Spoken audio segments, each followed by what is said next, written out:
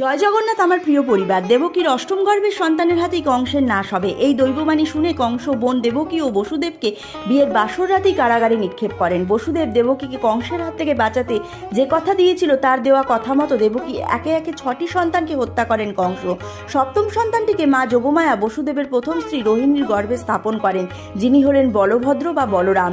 দেবী যোগমায়া এক সাধারণ শিশুর রূপ ধারণ করে। একদিকে দেবকীর অষ্টম গর্ভে ভগবান শ্রীকৃষ্ণের জন্ম হয়। পুরাণে কথিত ঠিক ওই সময় যশোদার কোলে জন্ম নেয় মা যোগমায়া বা বৈষ্ণবী শক্তি যোগনিদ্রা।